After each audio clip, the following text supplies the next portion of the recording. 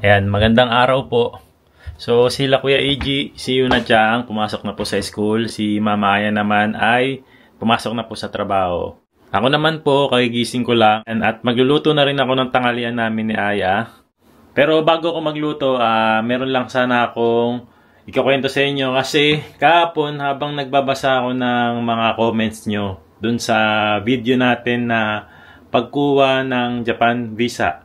Ito yung video kung saan nag-asikaso ako ng mga requirements nag-apply kami ng extension of visa para kay Kuya AG.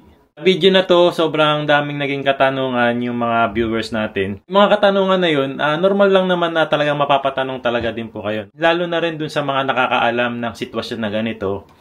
And mostly mga nakatira dito po sa Japan, no? Alam po itong sitwasyon ng mga ganito. Tapos yung may mga anak din, pati na rin yung mga nag-a-apply din po ng visa. Alam ko, relate na relate po kayo sa sitwasyon natin ngayon dun sa video na yun. And yan, sasagutin po natin yung mga katanungan nyo para maliwanagan din kayo, lalong-lalo na rin dun sa mga bago nating viewers po. Hindi pa nila napapanood yung mga dating video namin na sinagot na rin yung gantong katanungan. Ayan, kapag kasi na-open ko din sa inyo yung pag-apply namin ng visa, ayan, laging paulit-ulit po na ganito po yung tanong. So, wala naman pong problema na paulit-ulit din natin sagutin para din dun sa mga bago nating viewers. Maya-maya na natin sagutin yun kasi luluto muna tayo ng pagkain natin. Tapos maglilinis din muna ako ng bahay.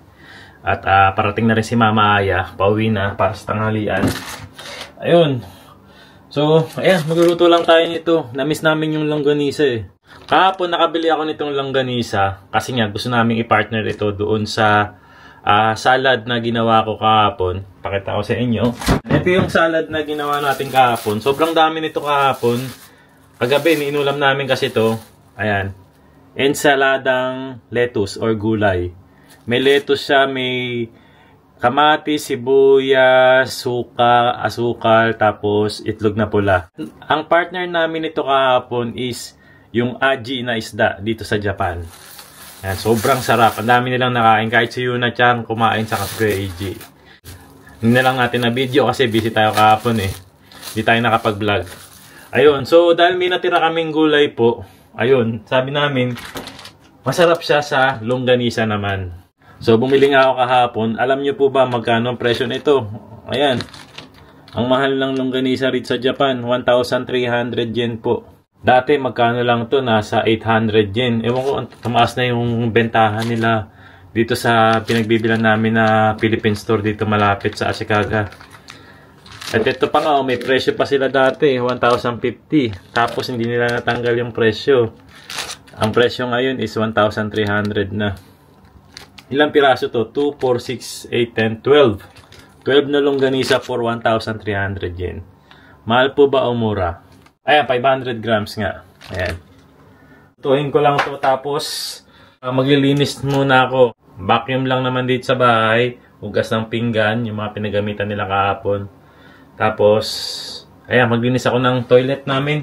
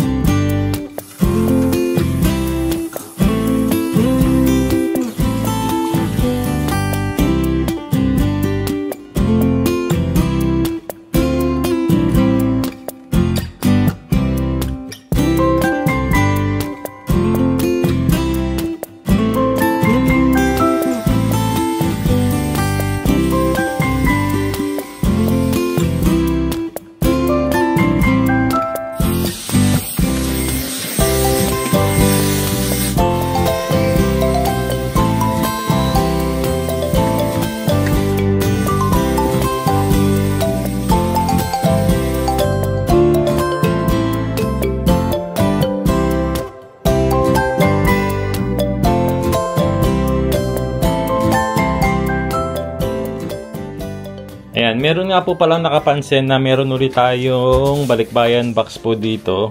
Ayan, so binabala ko po kasi uli magpadala uli ng mga Japan products natin sa Pilipinas. Last na pinadala kasi natin na Japan products, medyo paubos na. No? Sobrang daming bumili ng mga products natin. Kaya naman naisip ko magpadala na agad para magkaroon tayo ng stocks uli, no? Pero yung ibang products po natin, available pa naman. Kaya naman kung interesado po kayo na bumili ng mga Japan products, ayan, mag-message lang po kayo sa J Pinoy Vlogs, official store po natin. Diyan lang po kayo makakabili ng mga legit, authentic Japan products. No? Ayan, katulad po nitong DHC Collagen, meron pa rin po tayong Ginkgo biloba Memory Enhancer po. Tapos meron pa rin tayong DHC Hatomogi. Tapos ito, may mga naghahanap sa akin last time nito ng Rotocool natin, yung kulay blue, pati yung Rotovita natin na kulay yellow po. Available pa rin po yan. Tapos sa mga healthy living dyan, na mahilig sa mga tea, ayan, ito yung barley tea natin na iniinom ko din. Skin and hair care natin, meron tayo ritong Skin Aqua Tone Up. Di bali ano po to? Di bali sunscreen protection po ito na sobrang effective talaga. Tapos meron din tayong rice face mask. Ito yung sikat na face mask na hinahanap sa atin. Meron pa rin po tayo niyan. Tapos ito, Stamp Toilet. Alam nyo ba sobrang bango nito sa mga toilet? Di ba syempre toilet nga kaya minsan medyo may amoy. Ito, makakatulong ito sa pampatanggal ng amoy ng toilet nyo, itong Stamp Toilet. Tapos itong paper soap na for 100 pesos lang din. Anytime, anywhere, pwede mo siyang bitbitin para meron kang instant soap. Kung sakaling gusto mong magugas ng kamay, lalo na ngayon, kung saan-saan tayong mahawak, kapag nasa labas tayo, ito, instant soap, magagamit mo. Papel lang siya, pero pag binasa mo, magiging sabon na siya. No? For 100 pesos lang. Yan, may stock pa po tayo sa Pilipinas niyan.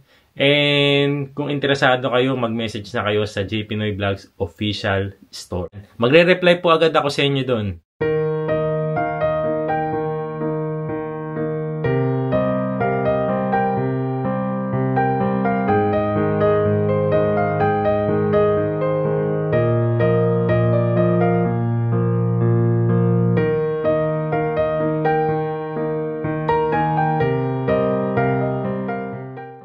So, di bali tapos na tayong maglinis. Nakapagluto na rin tayong tanghalian para mamaya. Ayan, sagutin na natin yung mga tanong nyo dun sa last video natin na sa pagkuha namin ng Japan Visa ni Kuya AG or extension of Japan Visa. Marami kasing mga naging katanungan tungkol doon. And talagang relate na relate talaga rito yung mga naka-experience din ito. No? Ito yung unang tanong. Ayan. Tanong ni Lala Dison 3949. Ayan. Anak po ba ni Mama Aya si Kuya AG? Laging tanong to and lagi rin naman natin sinasagot ito. Yes po, 100% po. Makikita nyo naman po yan sa mukha nila. Magkamukha talaga si Kuya AG sa si Mama Aya. Tapos alam nyo ba, nung pinanganak si Yuna Chang, alam nyo kung sino yung unang nakita ko sa mukha ni Yuna Chang? Mukha ni Kuya AG. No? Yun, tanong naman ni Monhas, bakit hindi ka mag-apply ng Japanese citizenship at si Kuya? Para wala ng renew. Okay. So sa mga hindi po nakakaalam, yung Japanese citizenship po and permanent residency dito sa Japan ay magkaiba po. No? As a foreigner po na nakatira dito sa Japan, kami dalawa ni Kuya AG, possible po kami mabigyan ng permanent residency. And possible naman din makakuha ng Japanese citizenship. Kaya lang, alam niyo po ba na ang pagkuha ng Japanese citizenship ang isa sa pinakamahirap bago mo makuha to kasi marami siyang mga requirements. Yun ang pag-uusapan natin next time na lang. No? Medyo malabo pa po ako sa Japanese citizenship. And bukod dun, sa totoo lang, wala po akong planong kumuha ng Japanese citizenship. Ang tanong naman ni John Evaniel Perez, ayan. Bakit hindi ka pa naka-PR, permanent residence visa, idol? So ito yung katanungan naman niya para sa akin. Ito po kasi sa Japan, marami rin pong proseso sa pagkuha ng permanent residency. Unang-una na po dyan, yung pagiging matagal mo na po sa Japan, tamang pagbayad ng tax. Tapos, bukod dun, syempre wala kang bad history dito sa Japan, wala kang ginawang masama, ayan, wala kang bad records, kumbaga. Pero as of now po kasi naka-apply na po yung permanent residency ko. Ibig sabihin po kasi malinis po yung aking mga documents. Pero syempre, ang magdi-decide pa rin po niyan is immigration po. And hindi ba Japanese citizen si AG, sabi ni Jesus Saves. Ayan. Yes, hindi po Japanese citizenship si Kuya AG sa ngayon. Foreign passport po siya, Filipino citizenship po siya, ay 18 to 22 years old, pwede na siyang pumili kung gusto niyang maging Japanese citizenship or Filipino citizenship. May same question din, boss, tanong ko lang bakit hindi in-apply si Kuya AG ng Japanese citizenship nung pinanganak. Same situation sa dalawa kong anak. Pero si Mrs. na Japanese, nung pinanganak sila, nag-apply siya agad, then nakakuha sila ng JP passport or Japan passport. I think may short deadline yata yung application for that. Na-miss nyo ba deadline? That's why. Nangyari po kasi, nung time na yun ay na-miss po ni Aya yung deadline ng pagpasa ng application para sa Koseki. Ibig sabihin po doon sa family registry, hindi na ilagay agad ni Aya dito sa Japan. May deadline po yun. So dahil hindi agad na ilagay si Kuya AG, ayun, automatic naging Filipino citizen siya since sa Pilipinas siya pinanganak. No? Pero huwag kayong mag-alala, ang mahalaga nandito na si Kuya AG, kahit na Filipino citizen siya, ayan, possible pa rin naman siya na maging Japan citizen kapag 18 to 22 years old na siya dahil dun na yung mga oras na pwede na siyang pumili ng citizenship niya. Pwede siyang maging Japanese citizen, pwede siyang maging Filipino citizen. Yun naman ang maganda kapag pumunta ang isang child of Japanese dito sa Japan, pwede siyang pumili sa dalawang citizenship, which is Filipino citizen po, saka yung Japanese citizen. Sa last question naman po, ang tanong ni 98 Anime Addict. Ayan, so si Yuna Chang po, Japanese visa. Unang-una po, dito po siya pinanganak sa Japan. Automatic, may papasok natin agad siya sa Koseki. Kaya naman si Yuna Chang po ay Japanese passport, Japanese citizen po siya. Katulad po ni Mama Aya. Ayan, sana nasagot ko po lahat ng mga katanungan nyo at naging malinaw uli. Yung may question po or hindi po pa nakapanood nung dati naming video o saan sinabi rin namin yung tanong na dating sinagot na rin na po namin yung mga ganito pong tanong. Ayan. Ang pinakamahalaga lang po talaga rito sa amin ngayon is yung magkakasama kami ngayon. No? Kahit na iba-iba yung aming citizenship, magkakasama kami. Ayan, luto na po pala yung longganisa. Tapos nandito na rin yung ating ensaladang gulay, lettuce. Ayan.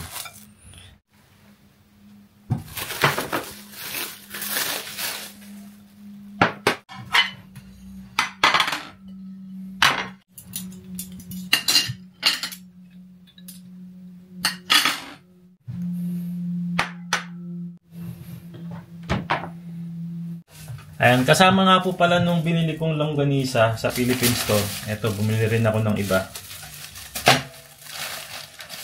Bumili ako ng 3 buko juice, coconut juice with pulp.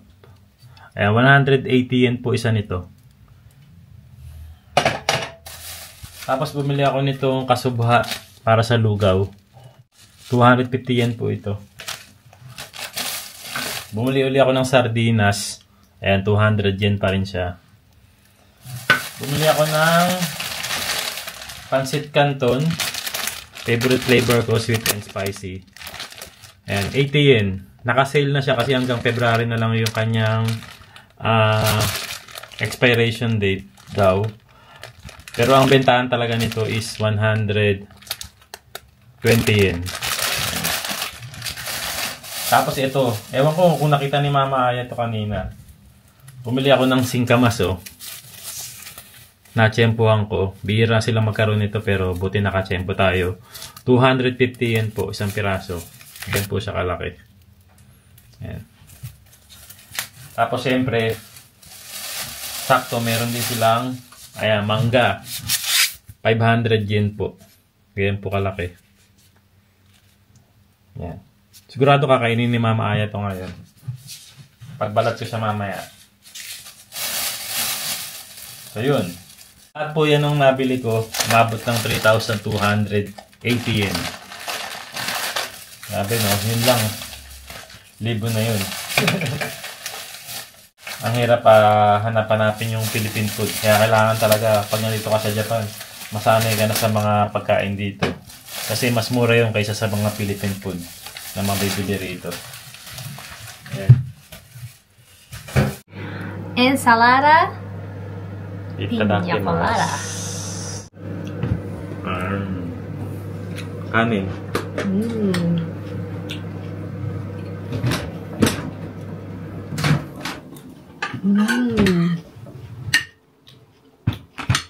Ba't nagkatubig? Ang katubig, nagkasabaw. Yung sa gulay siguro yan. Mm. Saka may suka rin kasi yung mahal.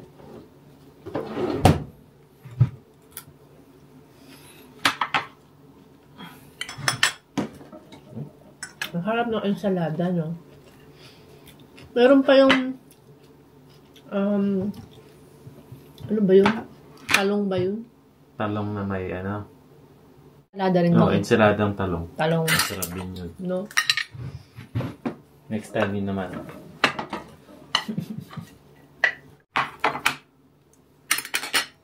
And longganisa. Nakita mo yung binili ko kahapon? Hindi. Ano? Ba't may singkamas? Lo? Uy, magkano ganito? 250. Ay, thank you. Hindi mo nakita kahapon yan? Hindi. Hindi naman ako nagkut-kut dyan. Lo? Uy, after ilang years. Ilang years ka nang hindi nakakain yan? Anong umuwi pa tayo sa Pinas nun, ano? 250? 250. Medyo mahal ah. Mahal ba? Magkano ba yun? Magkano ba yung ganito sa Pilipinas po? Yung ganitong singkamas? Kasi di ba sa atin binibili ang singkamas, isang tumpok. Ah, oo. Yung may kasama pang mga ugat-ugat. Oo.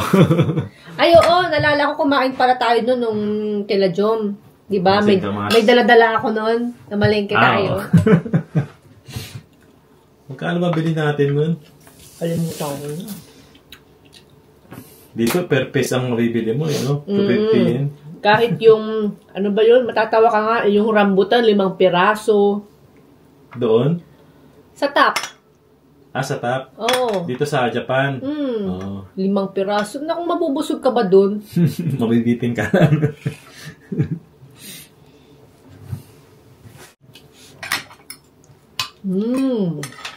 Kain tayo. Ayan, kung napapansin nyo, brown rice tayo ngayon. Bakit brown rice? Kasi hindi siya white. Dahil, Ang mahal na ng white rice. nagtatry kaming magtipid. Magtipid, oo. Kasi sobrang mahal na ng white rice ngayon. Hindi na biro.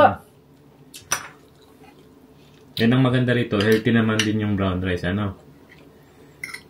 Sabi. Sabi, oo. Hindi na biro ang isang kilo. Ang 10 kilo ng bigas ngayon. May nakita nga 7,000. ako. Sabi daw, 3 years ago, nasa 1,800 ang 5 kilo. Ngayon, doble, triple. Parang papunta na sa triple ang Diba? presyo. Kasi nagso-short sa bigas ang Japan. Parang ganun. Simula nung in-announce nila na about dun sa Mega possible mega earthquake, nataranta yung mga tao dito. Nagbili yan. So, after nun, nag-shortage na ng ng bigas. Tapos parang ang balita nga, di ba, yung pondong bigas ng Japan, ilalabas nila. Kasi nga dahil nga Shortage. ang mahal na ng bigas. Pero yung bigas na yun talaga, nilalabas lang daw yun ng government tuwing may kalamidad. For emergency purpose talaga nila.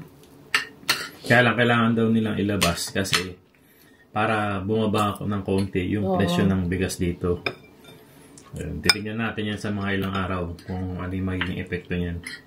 Pero ito nga kami, nagtatry kami ng brown rice ngayon dahil kumpara naman sa puti ay mas mura. So, inuunti-unti din namin yung mga bata na ginagawa namin, hinahalo namin yung brown rice saka white rice. Kasi baka mabigla sila, bakit brown na to? Ayun, si Yuna. hindi naman nila napansin. Ginakain naman. No. Ayaw mo yun. Parang araw-araw kang may sinangag. Sabi mo nga kahapon, parang may toyo eh. Pero, yung lasa, wala naman din pinagkaiba. Paras lang. Susunod try ko naman siya. mag-brown lang. Brown. Puro na. Purong brown. Ito kasi may halo pa to eh. May halong white pa. Isang takal ng white rice, 3 takal ng brown rice. At saka, ano kasi, no? Wala lang, curious lang din ako. Saan? Though, medyo matagal-tagal na rin tayo sa Japan. Hindi ko kasi din alam kung paano yung proseso ng, yung about sa, yung pagtatanim, pag-aani ng bigas dito sa Japan. Kasi sa atin, ano ba? Dito kasi, di ba, 4 season? 4 seasons.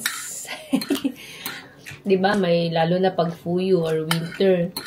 Hindi naman sila. Nagtatanim din kaya sila kahit winter season? Hindi. Wala kang mapapansin talaga sa lawak ng palayan, 'di ba, dito sa atin. Wala. Kumbaga yung mga tinanim nila nung summer, iniipon 'yun talaga, no? For the ibang season. In the season. Sa atin sa Pinas ba? All year. All year. Ang pagtatanim, pag nagtanim, nag-ani, pwedeng magtanim ulit. Ganun ba 'yun? Ano, gusto mong kumain ng ano? Ano? O mamaya ng gabi? Mamaya na. Ganito kalaki ang singkamas ba? Oo, may ganyan kalaking singkamas. May mas malaki pa dyan. Yung nagtitinda kami dati yung ganyan yung binabalatan namin. Nilalagay nyo ng bagong. Tapos lalagyan mo sa stick, tapos bababad mo sa may bote na may tubig. Yun ang gusto ko. Yun ang gusto ko. Yun yung tinda namin dati. Tapos ang sawsawan nila, bagoong na may asin na may sili. Ganon. Gusto ko yung ganong singkamas yung nakababad sa tubig. Tapos may vendor. Masarap.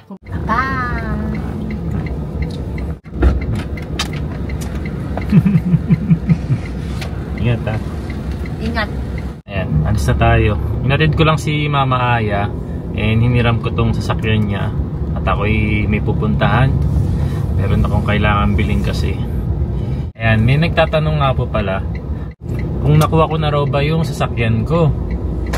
Kasi nga last time po, di ba, kumuha na tayo ng bagong sasakyan. Ng bagong sasakyan na gagamitin ko po. Di bali, hindi ko pa nakukuha yung sasakyan. And kung makikita nyo, iniram ko pa yung sasakyan ni Mama Aya. Makukuha yung sasakyan sa Sabado na po, no? Ilang araw na lang. Di bali, iba-vlog naman natin yun para maipakita rin sa inyo. Ma-share ko sa inyo yung nakuha nating sasakyan. Tapos, pakita ko rin sa inyo yung interior nung sasakyan na nakuha natin. Natutuwa kasi ako dun kasi medyo luma na yung sasakyan na nakuha ko, pero bago pa yung labas niya, bago pa yung interior, pati yung exterior niya. Kaya ayun, basta share ko sa inyo pag nakuha natin. Na-excite din ako eh.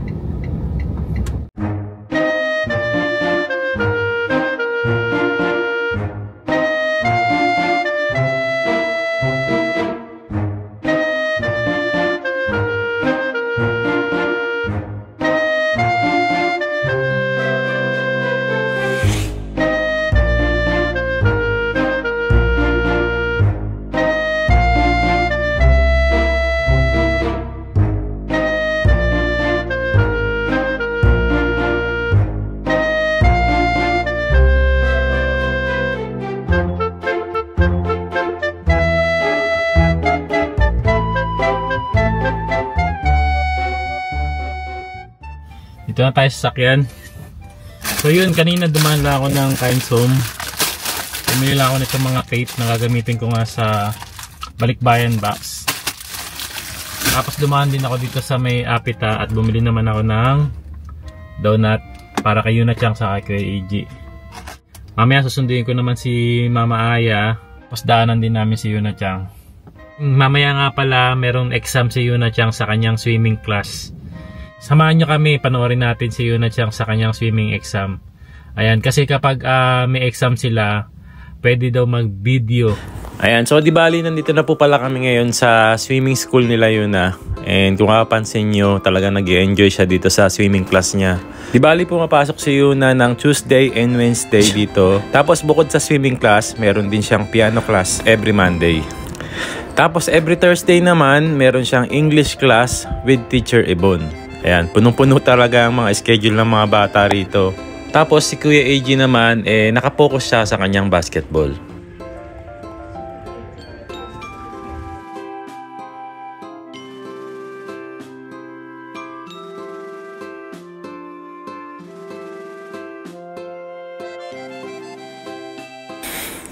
Sa mga oras na to, exam na nila Yuna Chang. And ito na nga yung kanyang performance.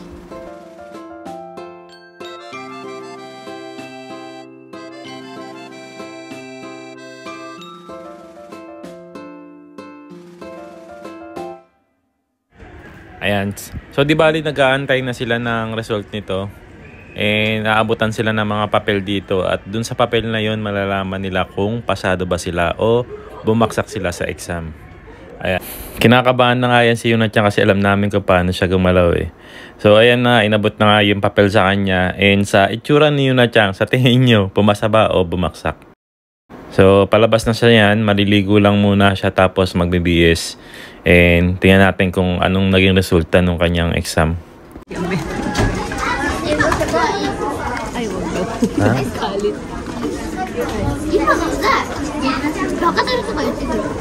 Ay? Basta? May kaaway na naman. Ayan. Nagsusumbong nga sa amin si Yuna Chang na meron daw isang bata na nagsalita sa kanya ng pangit na salita or bad words. Alam niyo ba si Yuna Chang, never siya nagsasalita ng ganyan. Kaya sobrang sama ng loob niya kapag siya ang sinasabihan ng bad words. Bukod sa hindi pumasa si Yuna Chang at nakatanggap pa siya ng bad words, kaya naman ng mga oras na to ay dumoble yung sama ng loob niya. Manawagan ng tulong ang kamag-anak niya para sa gas. Ayan guys, binalatan na po natin yung ating singkamas. Ay? Ikaw yun. Basta. Wakaru? Kore. Singkamas tiyo. Onion? Onion. Onion daw. Di ba sa Pilipinwa, may mangga? Meron ding... Gusto ang mangga. Meron din singkamas, be.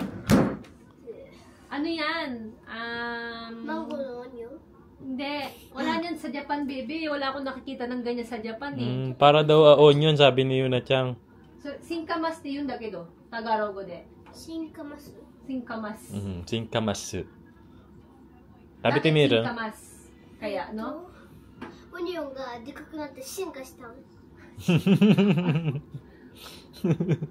Sige, balatan muna ni Papa to ha. 食べれない。 Mada, babalat pa.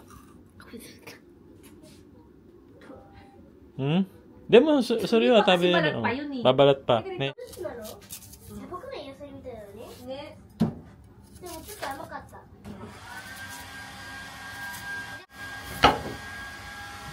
かそうか。はい、あと何次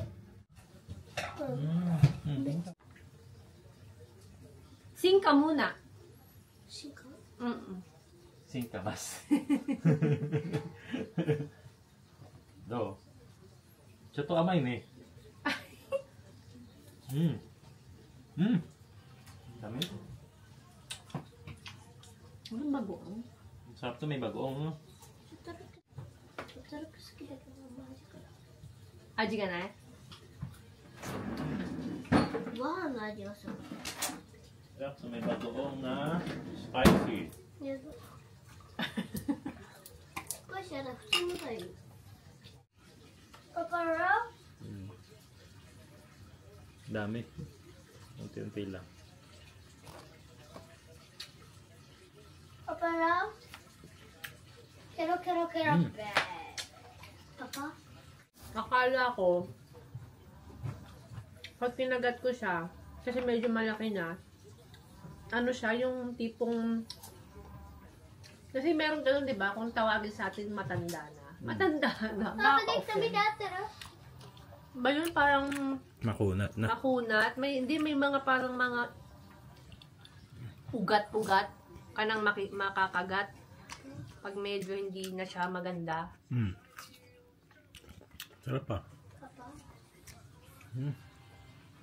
So, bakit nga ba nilalagay sa garapon na may tubig ang singkamas?